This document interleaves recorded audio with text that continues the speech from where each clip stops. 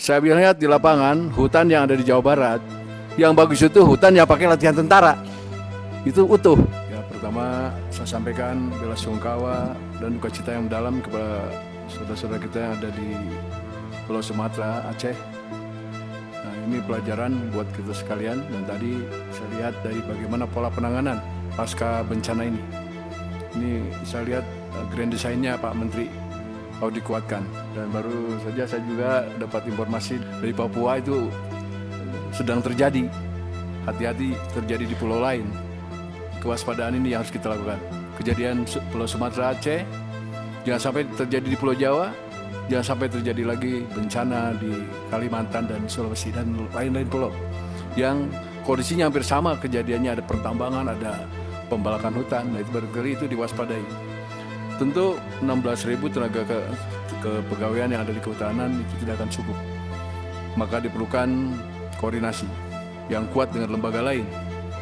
Tadi ada teman-teman yang mengusulkan tambah Polhut. Itu bukan solusi yang cepat. Solusi yang cepat itu bagaimana memanfaatkan lembaga yang punya power di lapangan. Kalau Pak Presiden ada Satgas PKH, maka PKH harus merembes sampai ke desa.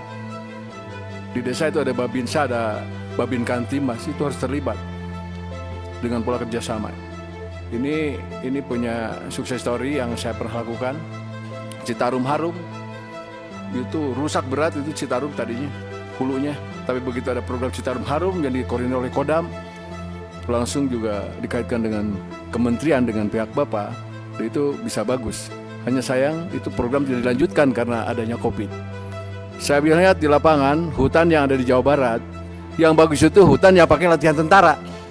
Itu utuh, tentara berlatih di situ, hutannya utuh Pak Menteri. Atau hutan itu jadi kawasan Tahura, itu baik. Tapi ke hutan yang tidak ada kerjasama tentaranya di situ, itu dibalak. Ada motor-motor yang masuk pakai rantai bisa sampai di puncak gunung nanam kentang. Siapa yang ngawasi? Tadi depan mata mobil pakai truk, itu yang mestinya polisi bisa bertindak. Tapi saya yakin mereka bisa lewat karena ada backupnya, preman atau oknum. Itu biasanya begitu. Karena mereka berani, karena kerjasama seperti itu.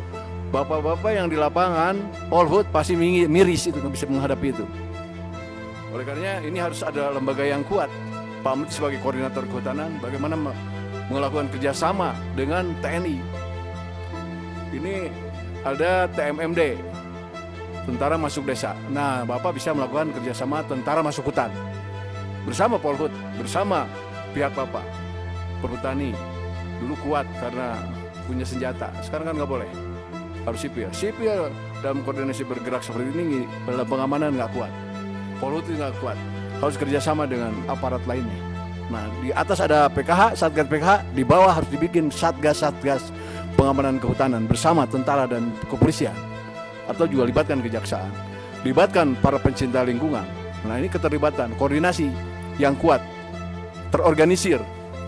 Organisir yang rapi, itu yang bisa mengalahkan para mafia di bidang kehutanan. Itu kalau tadi Pak pimpinan menyampaikan ayat, ingat ayat lain juga menyampaikan bahwa kejahatan yang terorganisir dengan rapi bakal mampu mengalahkan hak kementerian yang tidak rapi. Nah, itu harus rapi, kita harus sampaikan, membuat organisasi yang kuat. Saya kira itu tambahan solusi dari saya. Mudah-mudahan ini kejadian Aceh, Sumatera tidak terjadi di Jawa, tidak terjadi di tempat lainnya. Terima kasih pimpinan. Assalamualaikum warahmatullahi wabarakatuh.